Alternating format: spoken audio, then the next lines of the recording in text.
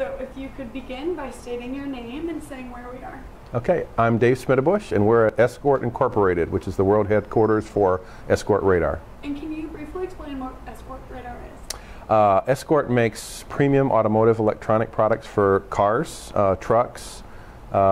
Mainly right now it's centered around radar detectors, but we also make navigation systems, we make security and tracking systems, and we're always looking to expand in other areas too. But mainly, like, the company grew up around radar detectors.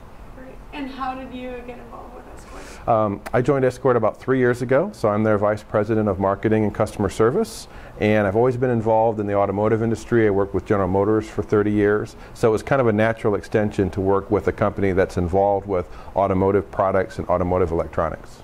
Great. And can you talk about something you're passionate about? Well, one of the things, I mentioned that I was in charge of customer service here, and when I was in the automotive industry, I worked with some great brands like Saturn and Cadillac, and they're very focused on customer service. And I think one of the things right now that we are really trying to do is be the premium provider of customer service in our respective industry.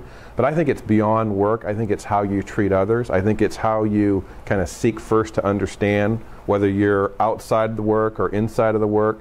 And we try to really take that philosophy and take it to an experience with our customers too. So what's the issue? Kind of seek first to understand what their issue is, and then try to give them our perspective, help someone out with a situation. So there's a saying that Stephen Covey has: seek first to understand and then to be understood. So I think you can apply that to work or to your personal life. I love that. I love that saying. Yeah.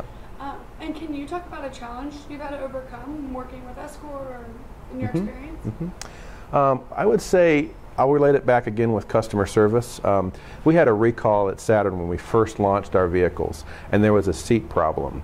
And we actually turned it into a positive, where we actually flew our engineers to Alaska, made a whole commercial about it, and said, hey, it's great to go to Alaska, but it's better to stay for just one day.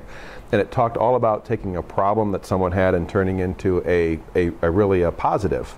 And so I think, again, one of the big challenges we have is someone uses a product and they have an experience that they really didn't like. And the key is, how do you take that and turn it into a positive? And we try our best, and we hope things don't fail, but when they do, we want to make sure that the customer has the best experience possible and they continue to like using our products. So, yeah.